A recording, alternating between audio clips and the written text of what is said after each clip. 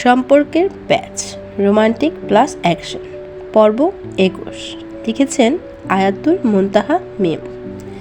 এই যে মিস্টার, বেঁচে আছেন নাকি মরে টরে গেছেন? মেয়েটি কোমরে দুহাত গুজে তাকিয়ে আছে রিফাতের দিকে। না, এ তো দেখছি মরেই গেছে। এতবার ডাকলাম কোনো সাড়া শব্দ পাচ্ছি না যে। আদ্রিতা এবার হাতের দু আঙ্গুল দিয়ে রিফাতের কপালে বেশ জোরে সোরে টোকা মারে। আচমকা কপালে আঘাত পেয়ে রিফাত চোখ মেলে তাকায়। সামনে দাঁড়িয়ে থাকা রমণীকে দেখে কপাল কুঁচকে বলে, এভাবে কপালে টোকা মারলে কেন মেয়ে? চিনো আমাকে?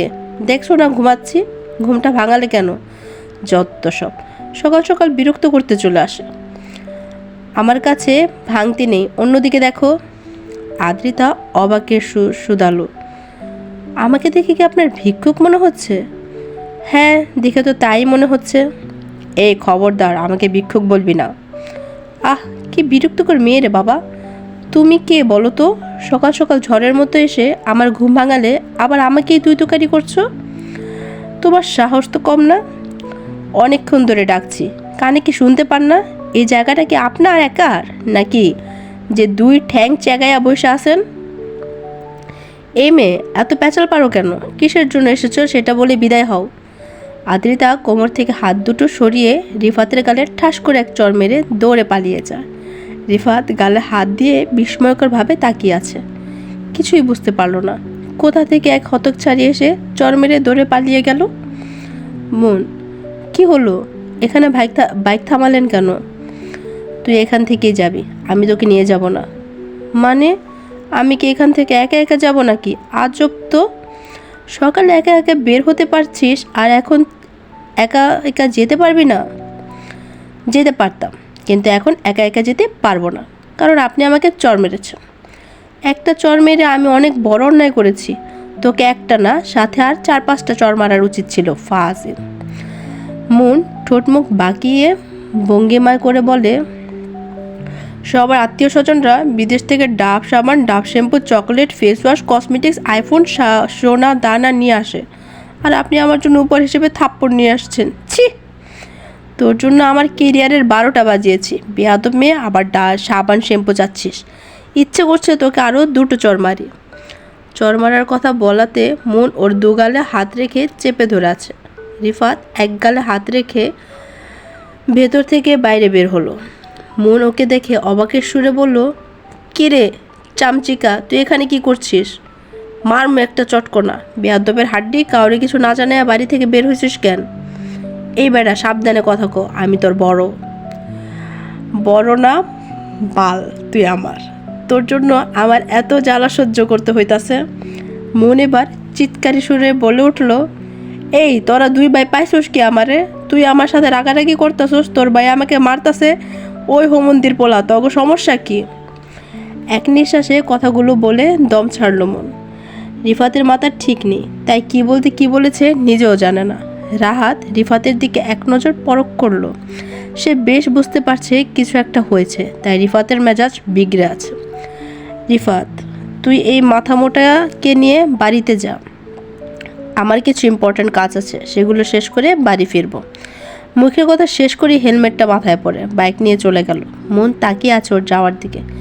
রিফাত মনের মাথায় গাঁটটা মেরে বলে, ওই দিকে তাকিয়ে কি দেখছিস? বাড়ি চল, মা আমার, তোর দাদি তোকে দেখতে না পেয়ে পুরো বাড়িতে হাঙ্গামা লাগিয়ে দিয়েছে।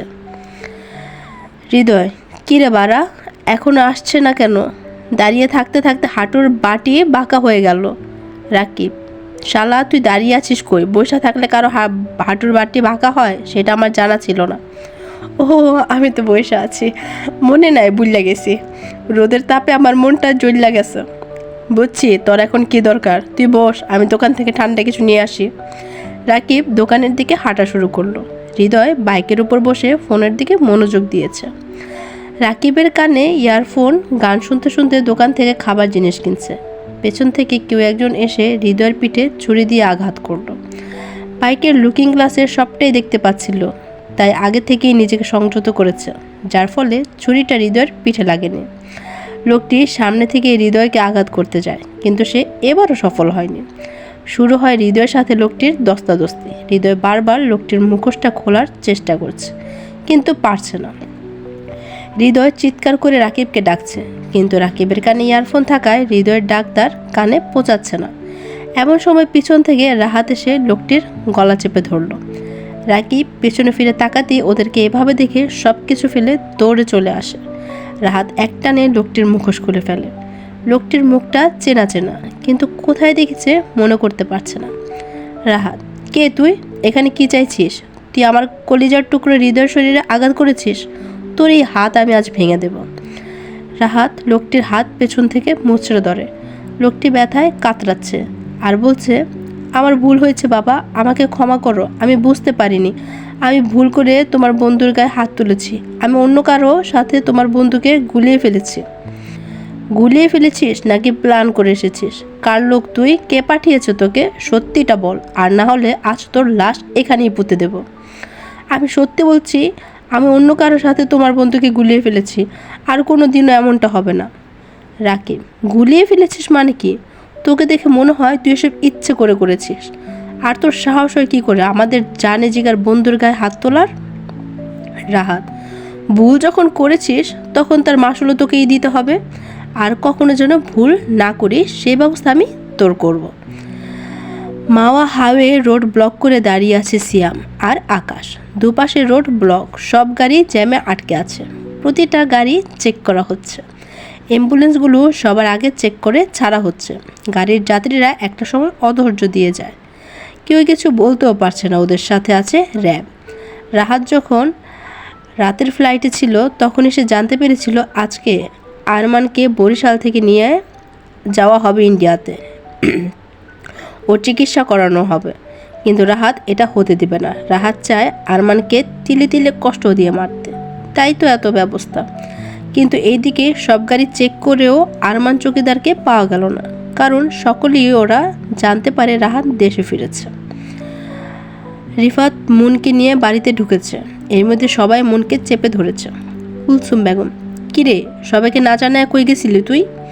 মুন, কই, কোথাও যায় নাই তো। শাহিদা বেগম, কোথাও যায় নাই মানে? এত সময় কইছিলি তুমি? এত সময় কইছিলি তুই? তোর জন্য সবাই কত চিন্তা করতেছিল। রিফাত, চিন্তার কি আছে মা, ও কি ছোটো মানুষ যে হারায় যাব? শাহিদা বেগম, আজকাল বিপদ আপদের কথা বলা যায় না, এমনে না বললা ওর বাইরে যাওয়া উচিত হয় নাই। শাহিদা বেগম কথাগুলো বলে চলে গেল। কুলসুম বেগম, বড় হইছস, মাথায় জ্ঞান বুদ্ধি রাখিস। আজকে পর থাইকা তুই একা একা পাও বাড়ির বাইরে দিবি না। মন, ঠিক আছে দিব না, কিন্তু আমি তোমার বাপের বাড়ি থাকবো না, আমাকে বাড়ি নিয়ে চলো। কুলসুম, তুই এইখানেই থাকবি আর এইখানে থেকে পরীক্ষা দিবি। কুলসুম বেগম নিজের কথা শেষ করে অন্য ঘরে চলে গেল। রিফাত মনের মাথায় গাঁটটা মেরে বলে, এই বান্দর নিয়ে তোর এখানে কী সমস্যা?